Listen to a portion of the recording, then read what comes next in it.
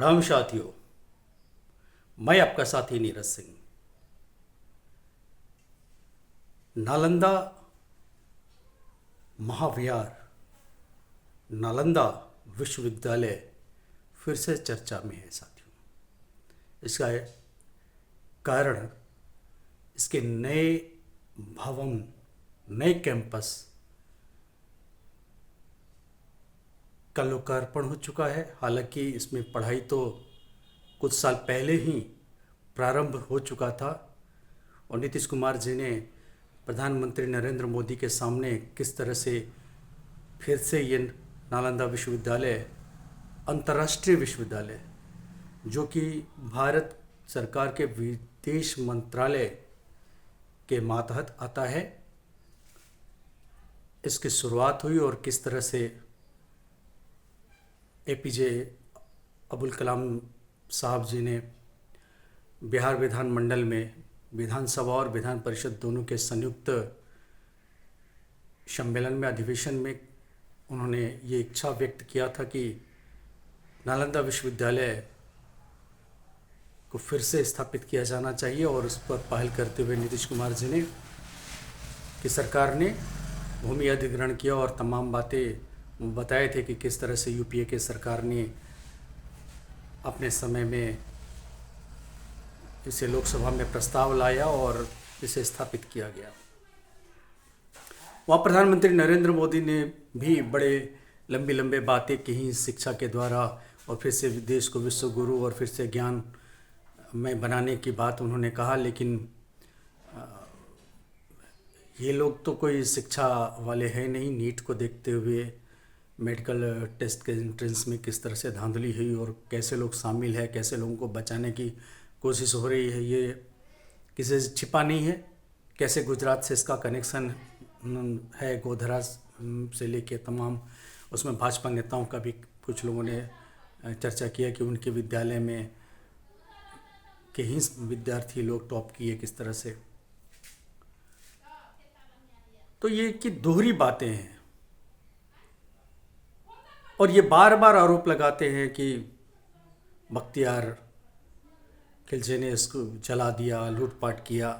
लेकिन तमाम इतिहासकार इसे झूठा साबित करते हैं, चाहे वो इतिहासकार राम पुनियानी हो या बौद्ध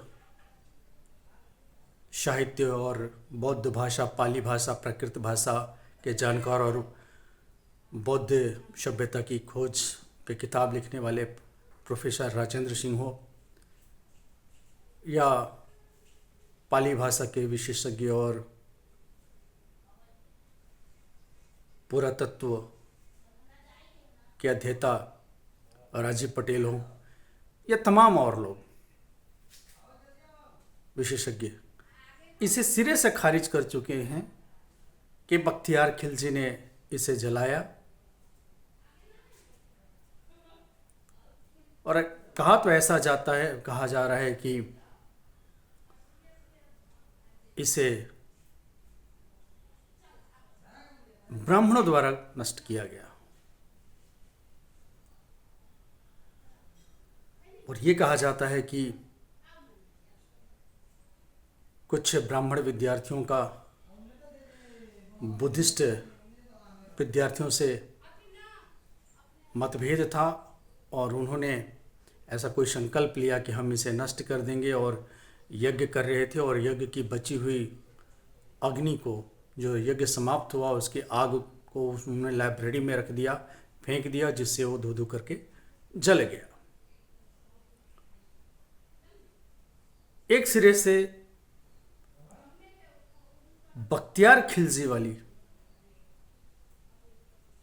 जो कहानी है वो सिर्फ अपनी खाल बचाने के लिए गढ़ी गई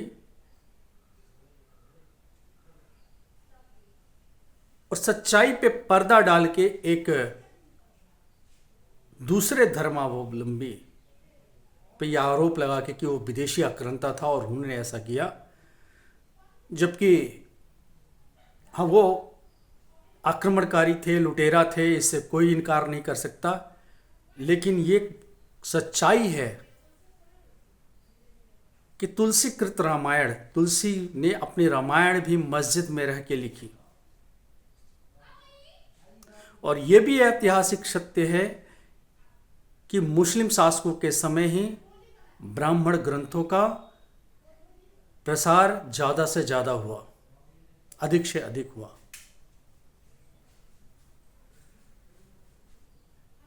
ब्राह्मण धर्म का टकराव बुद्धिज्म से था। बुद्धिज्म इनके सिद्धांतों को, इनके कहानियों को सिरे से नकारता था। पुनर्जन्म की कहानी को, आत्मा परमात्मा की कहानी को, और बुद्धिज्म कार्य कारण सिद्धांत को मानता था। किसी पारलौकिक बातों को इनकार करता था, जो कि ब्राह्मण सिद्धांतों के विपरीत था। या ब्राह्मणों की श्रेष्ठता को भी नहीं मानता था।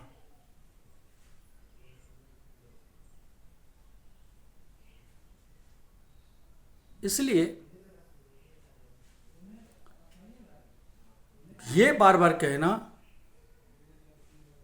कि बख्तियार खिलजी द्वारा इसे नष्ट किया गया, ये पूर्णतः गलत है। और दो संप्रदायों के बीच में विभेद बनाए रखने के लिए ऐसा ही कहानी गढ़ी गई है। इनका कोई शिक्षा से कोई लेना देना नहीं। ये कर्मकांड, पाखंड, अंधविश्वास के पुजारी हैं और इसको बढ़ाना चाहते हैं। ये योग्यता के खिलाफ हैं और इसीलिए नीट जैसी घटनाएं हो रही हैं। मध्य प्रदेश में कैसे व्यापमं जैसी घटनाएं हुई, नेट की परीक्षा भी, उनके भी ऐसा कहा जाता है कि उसके भी प्रश्न पत्र लीक हो गए थे, इसलिए उसकी भी परीक्षा टाल दी गई। नीट पीजी की परीक्षा भी टाल दी गई। और ये तो सिरे से इनकार करते रहे कि इसमें कोई धांधली हुई है। और ये परीक्षा को निरस्त भी नहीं कर रहे हैं, क्योंकि इसमें उन लोगों के हित सधेगा जिन लोगों ने बड़ी मोटी मोटी रकमें ली हैं। और इस भ्रष्टाचार के केंद्र में दिल्ली भी संलिप्त है। केंद्र में दिल्ली है, गोधरा तो है ही है, गुजरात तो है ही है, हरियाणा के झज्जर से भी ऐसी सूचना आई। बिहार में पटना में तो पहले ही EOU ने 4 छात्रों को पकड़ा था और भी बहुत सारी बातें निकल के आई है। और तमाम आंदोलन होने के बाद ये सरकार पहली बार, ये बेहया सरकार पहली बार छात्रों के आंदोलन से, पढ़े लिखे समाज से और उनके बीच में कलई खुलने के डर से, किसानों के आंदोलन में तो 12 महीने लगे, 750 किसान को शहीद होना पड़ा। ये अच्छी बात है कि युवा भी अब सड़क पे आ रहे हैं। पढ़े लिखे लोग, विद्यार्थी, युवा, युवतियां जो एक समय में भक्त बने थे और देश को विश्व गुरु बनाने में लगे थे नरेंद्र मोदी के नेतृत्व में, उनकी आंखें खुल रही हैं। वो भी सड़कों पे आए और सच्चाई सामने आनी चाहिए। नीट की, भ्रष्टाचार की। तो मैं ये कह रहा था कि ये कितना भी डींग हाँक लें, नालंदा जैसे विश्वविद्यालय से इनका कोई सरोकार नहीं है। ये विश्वविद्यालय के को जलाने वाले ग्रुप हैं जो आरोप दूसरों पे लगाते हैं, खिलजी पे लगाते हैं। खुद के पाप का आरोप खिलजी पे। ये इनका गुण है, विशेषता है, इसे हमें पहचानना पड़ेगा। एक बात और कहनी है, नालंदा विश्वविद्यालय बना, लेकिन उसकी क्या विशिष्टता रहेगी? पनगड़िया साहब जो उसके चांसलर हैं, कुलाधिपति हैं, अशोक पनगड़िया, उनका बुद्धिज्म से क्या लेना देना है? वो तो एक आर्थिक विशेषज्ञ हैं, अर्थशास्त्री हैं। हम उनके योग्यता पे कोई सवाल नहीं लगाते, हम उनकी तारीफ करते। लेकिन नालंदा के नाम पर बने हुए विश्वविद्यालय की विशिष्टता बौद्ध अध्ययन का होना चाहिए, अनेक विषयों के साथ। ऊपर में शिखर पे बौद्ध दर्शन, बौद्ध अनुशासन, बौद्ध ज्ञान विज्ञान, इसके बारे में अध्ययन होना चाहिए। अध्ययन इस तरह इस पे होना चाहिए कि कैसे बुद्धिज्म के रहते भारत की ज्ञान दुनिया के कोने कोने में गई, कैसे बुद्धों ने आयुर्वेद को आगे बढ़ाया। ये झूठ जो बार बार ये ऋषि मुनि ऋषि ऋषि ऋषि कहते हैं, इस झूठ को सामने लाके ये बात सिद्ध होना चाहिए, इस बात को बढ़ाना चाहिए कि कैसे बुद्धिज्म के समय आयुर्वेद के साथ साथ तमाम विषय आगे बढ़े, चाहे वो विज्ञान हो या गणित हो। ये सारा बुद्धिस्टों का देन है।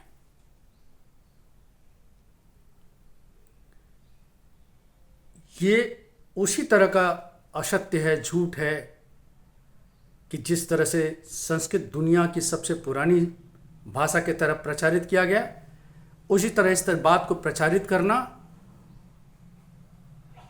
कि आयुर्वेद वैदिक ऋषियों की देन है, ये झूठ है, महाझूठ है। जिस तरह से ये महाझूठ है कि बख्तियार खिलजी ने नालंदा विश्वविद्यालय को जलाया, उसी तरह तमाम झूठ है कि वेदों से ज्ञान पूरी दुनिया में गया। ये तो बौद्ध साहित्य था, बौद्ध अध्ययन केंद्र था। और सिर्फ नालंदा नहीं, इस तरह से तमाम, ऐसा तो बताया जाता है कि 5 दर्जन से ज़्यादा विश्वविद्यालय उस समय भारत में थे। ये गुरुकुल की बात तो करते हैं कि हजारों गुरुकुल थे, लेकिन कोई साक्ष्य नहीं देते। लेकिन विश्वविद्यालयों के साक्ष्य इस धरती पे गड़ा पड़ा हुआ है, जगह जगह पे। किसी भी प्रांत में जाइए, उसके स्वरूप को बदल दिया गया, या तो उसे मंदिर में बदल दिया गया, या तो उसे ध्वस्त किया गया, या तो उसे जलाया गया। ये बाहरी आक्रांताओं द्वारा नहीं, इस देश में छुपे हुए गद्दारों की वजह से, जिन्हें बौद्ध सभ्यता से, सम्यक सभ्यता से, सम्यक संस्कृति से चिढ़ था, नफरत थी। उनका रोजी रोटी चलना बंद होता था, वो अंधविश्वास नहीं फैला पाते थे। जब तक इस देश में तार्किक समाज रहेगा, तब तक ये मानने में आपत्ति रहेगी कि मनुष्य के सिर पे शरीर में हाथी के सिर को फिट किया जा सकता है, और ऐसे फिट किया हुआ व्यक्ति उसका इष्ट होगा और सबसे पहले पूजा उसकी होगी। इसे कोई भी तार्किक समाज, बौद्धिक समाज, विद्वत समाज स्वीकार नहीं करेगा। और वो समाज इस बात को भी स्वीकार नहीं करेगा कि किसी का साक्ष्य नहीं है और हम उसे मान लें। आप किसी भी संग्रहालय में जाइए, पुरातात्विक स्थलों पे जाइए, कहीं भी कोई भी वैदिक सभ्यता नाम की कोई चीज़ नहीं मिलेगी, सिर्फ और सिर्फ बुद्धिज्म से। पुराने से पुराने गुफा में जाइए आप, ये कहेंगे हजारों करोड़ों साल पुरानी है हमारी सभ्यता। अरे करोड़ों साल की बात छोड़ो, 1000 साल पहले की तो अपने अस्तित्व को बता दो, 1500 साल पहले का तो अस्तित्व बता दो अपना, कहीं भी धरती पे मौजूद हो तो। मिथ्या बात करने को तो कोई भी कुछ कह सकता है, बकलोली करना हो तो कुछ भी बोल लो, लेकिन जब हम सच्चाई की ओर चलेंगे, सच्चाई जानने की इच्छा रखेंगे,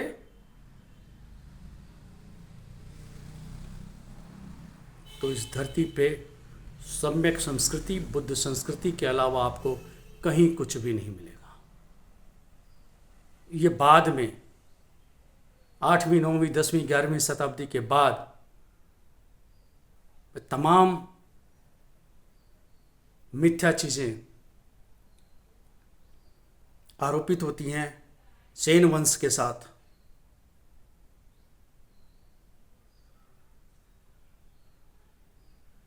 जो ब्राह्मणों का शासन था,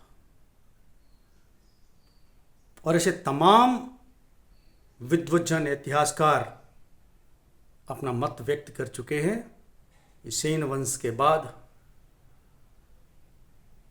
बौद्ध दर्शन का, बौद्ध अध्ययन केंद्रों का, सम्यक संस्कृति का क्षरण होता है, और ये जानबूझ के निहित स्वार्थों के वजह से ऐसा किया गया। और नरेंद्र मोदी जी अगर चाहते हैं कि नालंदा विश्वविद्यालय आगे बढ़े, तो उसे बौद्ध अध्ययन केंद्र के रूप में दुनिया का सर्वश्रेष्ठ विश्वविद्यालय के रूप में स्थापित करना चाहिए।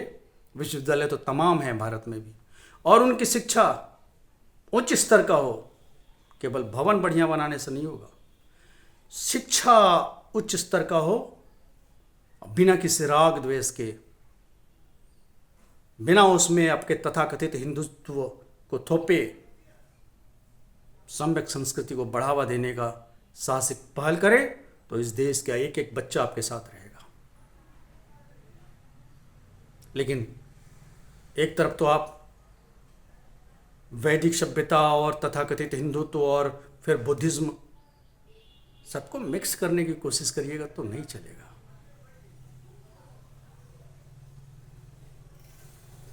अपने सत्ता के लिए, हिंदुत्व के लिए बुद्धिज्म की गीत गा लें ताकि आपकी छवि सिर्फ सुधर जाए, ये करने से नहीं होगा। नरेंद्र मोदी जी, प्रधानमंत्री जी, दुनिया को बुद्धिज्म की क्या देन है इस तरह की, और आज भी वो प्रासंगिक है, और कैसे बुद्धिज्म आज भी इस भौतिकवादी दुनिया को, युद्ध के मुहाने पे खड़े दुनिया को, हिंसा के मुहाने पे खड़े दुनिया को, परमाणु युद्ध और वैश्विक विश्व युद्ध के मुहाने पे खड़ी दुनिया को, पर्यावरण के महासंकट, महाभौतिकतावाद के कारण पर्यावरण के महासंकट के सामने खड़े धरती को राग द्वेष हिंसा में लिपटी, भौतिकता में लिपटी इस दुनिया को कैसे नालंदा विश्वविद्यालय राह दिखा सकता है, इसका एक केंद्र बनाइएगा नरेंद्र मोदी जी, तो आपकी तारीफ जरूर होगी। लेकिन आप लोग ऐसा कर नहीं पाएंगे, क्योंकि अंदर तो राग द्वेष हिंसा पड़ा हुआ है, और बाहर से बुद्धिज्म के बात कहते हैं। आप बुद्ध के शरणागत नहीं हुए हैं, पहले आप बुद्ध के शरणागत हुइए, बुद्धम शरणम गच्छामि करिए, धम्मम शमरम, धम्म की, धर्म की नहीं, पाखंड की नहीं, धम्म की, धर्म का ही विकृत रूप आज अपने धर्म बना दिया, जो कर्म कांड से है, जो मूर्ति में आप खोजते हैं वो नहीं, जो आप तमाम मंदिरों का परिक्रमा करते फिरे आप, वो नहीं धर्म है। तो बुद्धम शरणम गच्छामि होइए नरेंद्र मोदी जी, धम्मम शरणम गच्छामि होइए और संघम शरणम गच्छामि होइए। आपका आरएसएस नहीं, आरएसएस संघ नहीं, संघम शरणम गच्छामि होइए, बौद्ध के संघों के।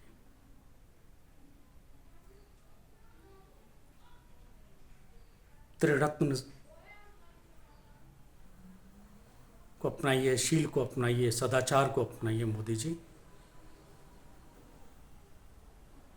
और भवतु मम कल्याणम के जगह पे भवतु सर्व मंगलम की भावना से आप को स्वीकार करिए, उसे आत्मसात करिए, तब आप नालंदा के लिए कुछ करने के योग्य हो पाएंगे।